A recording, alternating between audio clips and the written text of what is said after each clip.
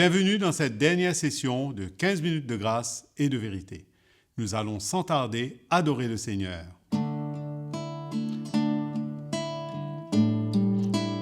Comme un sacrifice vivant, nous t'offrons notre cœur comme un sacrifice saint et agréable à toi, comme un sacrifice vivant. Nous nous donnons à toi notre esprit, notre âme et notre cœur.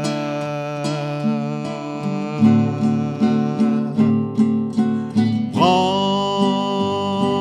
nos vies, œuvre en nous. Seigneur, nous sommes à toi.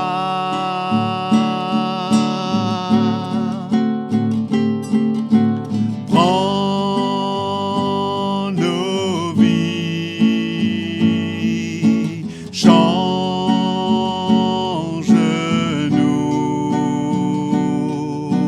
Seigneur, nous sommes à toi.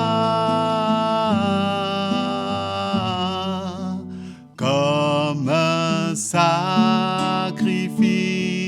vivant,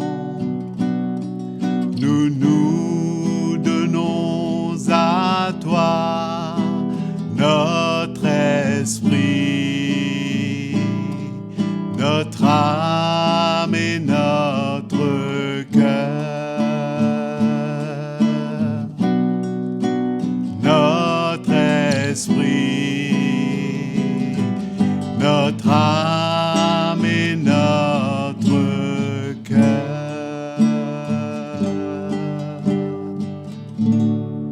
Allons maintenant écouter la parole de Dieu. Bonjour à tous et bienvenue une fois encore dans ce programme de 15 minutes de grâce et de vérité. Et j'espère que ces programmes vous enrichissent, que ces programmes vous encouragent, que ces programmes vous donnent le désir de plus en plus de servir le Seigneur. En tout cas, c'est le but, c'est de comprendre l'amour du Seigneur. Et ce thème que j'ai choisi sur la manière de réagir face aux injustices humaines. Et j'aimerais aujourd'hui qu'on puisse regarder ensemble un passage de la parole de Dieu, enfin du moins plusieurs passages, je vais lire plusieurs petits versets aujourd'hui, qui parlent de notre quotidien, de la manière dont les choses peuvent se passer. Et c'est encore un épisode que j'aimerais prendre qui concerne l'apôtre Paul. Et cette fois-ci, c'est un épisode qui, je dirais, reste humain. Nous sommes dans un corps de chair. Et d'ailleurs, si vous voulez regarder avec moi, avant d'aller plus loin, dans le livre de Galates au chapitre 5, ce sont des passages que nous entendons souvent dans nos messages. Et le chapitre 5 et le verset 16 nous dit « Je dis donc, marchez selon l'esprit ». L'apôtre Paul donc encourage les Galates en leur disant « Marchez donc selon l'esprit et vous n'accomplirez pas les désirs de la chair ». Pourquoi ? Parce que la chair a des désirs contraires à ceux de l'esprit. Et l'esprit en a de contraires à ceux de la chair. En d'autres mots, ils sont opposés. Pas parallèles, opposés. Ça veut dire que si je marche dans la chair, je ne vais pas pouvoir marcher selon l'esprit. Si je marche selon l'esprit, à contrario, je ne vais pas marcher selon la chair. Et il dit qu'ils sont opposés entre eux, afin que vous ne fassiez point ce que vous voudriez. Si vous êtes conduit par l'esprit, vous n'êtes point sous la loi. Et pourquoi je prends cet exemple ? Parce que c'est souvent notre quotidien, c'est souvent notre vie de tous les jours où nous marchons, nous avons un corps de chair, nous avons encore des réactions humaines. Et l'injustice n'est pas quelque chose qu'on programme à l'avance. Une situation imprévue, comme son nom l'indique, ne se prépare pas d'avance. Ce sont des choses qui arrivent sur nous, qui nous surprennent la plupart du temps. Et c'est incroyable de voir comment cette nature charnelle qui est en nous, qui nous enveloppe si facilement, comment elle a toujours tendance à vouloir réagir. Elle veut toujours prendre le dessus au lieu de la parole de Dieu, au lieu de l'Esprit de Dieu. Et c'est quelque chose que nous avons besoin de maîtriser tous les jours de notre vie. Et j'aimerais, dans cette continuité, vous montrer que finalement, même ces grands hommes de Dieu ont eu aussi des moments où leur chair a été quelque part, elle a été mise à nu. Et si vous voulez regarder avec moi, on va tourner dans le livre des Actes, au chapitre 23. Ce passage nous parle de l'apôtre Paul. De l'apôtre Paul qui, au verset 1er, il dit que Paul, les regards fixés sur le Sanhédrin, dit « Homme, frère, c'est en toute bonne conscience que je me suis conduit jusqu'à ce jour devant Dieu. » Donc il avait été exposé et là il se retrouve devant donc ce Sanhédrin, ce collège d'hommes et ce collège de frères qui sont censés représenter, vous êtes bien d'accord avec moi, la justice de Dieu, la vérité de Dieu, la droiture et la sainteté de Dieu et la saine doctrine. Et donc il est conduit devant ce Sanhédrin, tout ce collège d'hommes et de frères, comme il dit. Et le verset 2 nous dit « Le souverain sacrificateur Ananias ordonna à ceux qui étaient près de lui de le frapper sur la bouche. Alors Paul lui dit « Dieu te frappera, muraille blanchie. Tu es assis pour me juger, selon la loi, et tu violes la loi en ordonnant qu'on me frappe. » Parole tout à fait légitime, vu l'accusation et l'ordre que le sacrificateur Ananias donne à son serviteur de frapper. Il donne des ordres de frapper sur la bouche l'apôtre Paul. Et c'est tout à fait normal que l'apôtre Paul réagit en disant « Tu n'es pas là pour me donner des ordres, pour me frapper, mais tu es là pour me juger selon la droiture et la justice de Dieu, comme je viens de dire juste avant. » Et le verset 4 nous dit « Ceux qui étaient près de lui dirent « Tu insultes le souverain sacrificateur de Dieu. » Et Paul dit « Je ne savais pas, frère, que ce fût le souverain sacrificateur. Car il est écrit, tu ne parleras pas mal du chef de ton peuple. » Vous voyez, un homme qui a été pris dans sa chair, il a été embrigadé, si je peux dire, ou emprisonné dans sa chair, et il réagit charnellement. Il est là pour dire que, voilà, cet homme, il veut me frapper. Non, il n'est pas là pour me frapper, il est là pour me juger, selon la droiture et la vérité du Seigneur. Et quand il réagit, sa chair réagit, et que ces hommes lui disent « Mais tu mal parles du serviteur, du sacrificateur, du souverain sacrificateur. » Et l'apôtre Paul se reprend. Il s'humilie, il demande pardon, et il corrige en disant « Il est écrit qu'on ne peut pas mal parler du souverain sacrificateur. On ne peut pas mal parler du chef de son peuple. » Et l'apôtre Paul connaissait les Écritures, puisque la parole de Dieu nous dit que l'apôtre Paul était VSC au pied de Gamaliel, il avait grandi au pied de Gamaliel, il était VSC dans les Écritures, il était instruit de la parole de Dieu, donc il connaissait ces paroles, il connaissait la loi de Moïse, il la connaissait très très bien. Il savait parfaitement qu'on ne pouvait pas mal parler du chef de son peuple. Et il se reprend immédiatement. C'est pour nous montrer que notre chair peut nous faire défaut, mais lorsque on connaît la parole de Dieu, lorsqu'on connaît ce que le Seigneur a payé comme prix pour nous, on est capable de revenir dans la justice de Dieu, dans notre bon droit selon le cœur de Dieu, et de demander pardon en s'humiliant. Et j'aimerais aussi lire un passage qui se trouve dans le livre des Actes, au chapitre 10, et le verset on peut dire le verset 1er, on va lire à partir du verset 1er. Il dit « Frères », l'apôtre Paul dit à ses frères et sœurs de l'église de Rome, « Frères, le vœu de mon cœur et ma prière à Dieu pour Israël, c'est qu'ils soient sauvés. Je leur rends le témoignage qu'ils ont du zèle pour Dieu, mais sans intelligence, ne connaissant pas la justice de Dieu et cherchant à établir leur propre justice, ils ne se sont pas soumis à la justice de Dieu.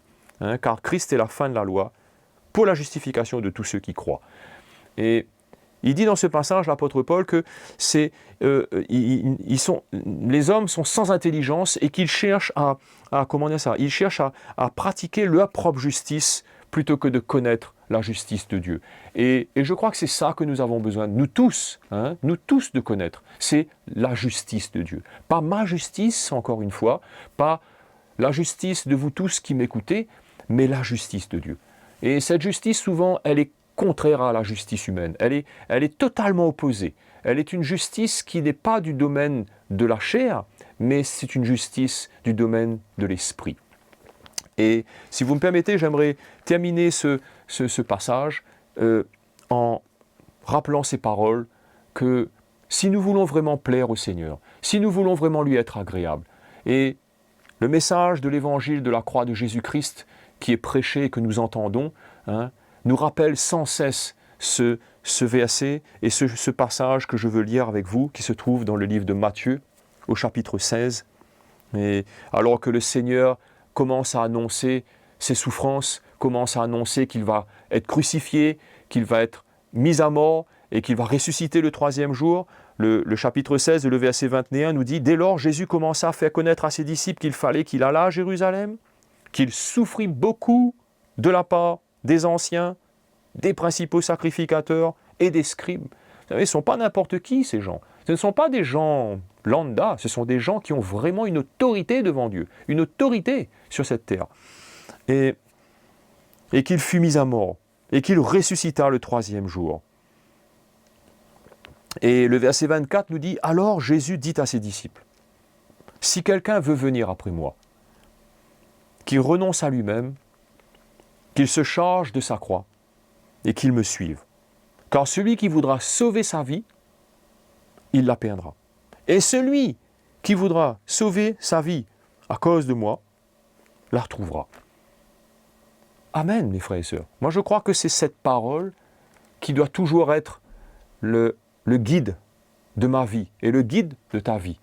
Lorsque des situations imprévues, comme je disais au commencement de ce partage, des moments inattendus arrivent, des choses que la chair n'a pas envie d'accepter ou de vivre, mais que le Seigneur permet.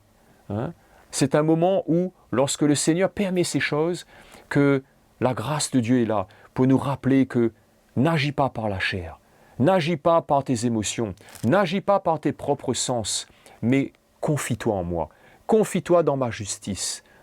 Accepte de renoncer à toi-même, accepte de faire mourir cette chair qui veut dominer, qui veut faire vivre sa justice et désirer sa justice. Accepte de mourir à toi-même, accepte de renoncer à toi-même, j'accepte de renoncer à moi-même, j'accepte de prendre ma croix, j'accepte que chaque jour, je fais mourir ces sentiments de la chair qui sont contraires à ceux de l'esprit. Et j'accepte de prendre ma croix pour suivre le Seigneur. C'est alors que j'aurai cette assurance que j'accomplirai la justice de Dieu. Et c'est bien fait. Donc, mes frères et sœurs, je veux juste conclure cette série sur les injustices et la manière dont, en tant qu'humain, en tant que chrétien, je dois réagir et tu dois réagir. Et j'aimerais dire ces choses que notre self-défense, c'est un mot que j'utilise parce que je trouve que ça résume parfaitement les attitudes, les réactions, les gestes, la manière, les paroles, les attitudes, tout ce qu'un chrétien peut avoir à utiliser face à une injustice. Et le self-défense du chrétien, elle ne se trouve pas dans ce monde. Elle ne se trouve pas dans les arts martiaux de ce monde. Mais le self-défense du chrétien se trouve dans la parole de Christ. Et lorsqu'elle n'est pas écrite sur des tables de pierre, la parole de Dieu nous dit, mais quand elle est écrite sur les tables de notre cœur, sur notre cœur, c'est là que la loi de Christ est écrite. Et cette loi de Christ, elle est écrite pour la justice et la vérité. Et c'est pour ça que nous, en tant que chrétiens, nous devons nous aligner avec la justice de Dieu. Donc, j'espère que ces paroles vous ont encouragé. Et je vous dis merci d'avoir été là, pendant toute cette série, et que le Seigneur vous bénisse, et à très bientôt de vous suivre. Nous sommes arrivés à la fin de cette saison de 15 minutes de grâce et de vérité. Nous avons été bénis par tous les encouragements du Seigneur. Nous vous remercions d'avoir été avec nous pendant toute cette saison. Écrivez-nous à l'adresse indiquée sur votre écran si vous avez des questions et partagez avec nous vos expériences et témoignages. Abonnez-vous à notre chaîne CTMI et aussi aimez et partagez ce programme à tous ceux que vous connaissez. J'étais aussi ravi d'être avec vous. À très bientôt. Je vous aime.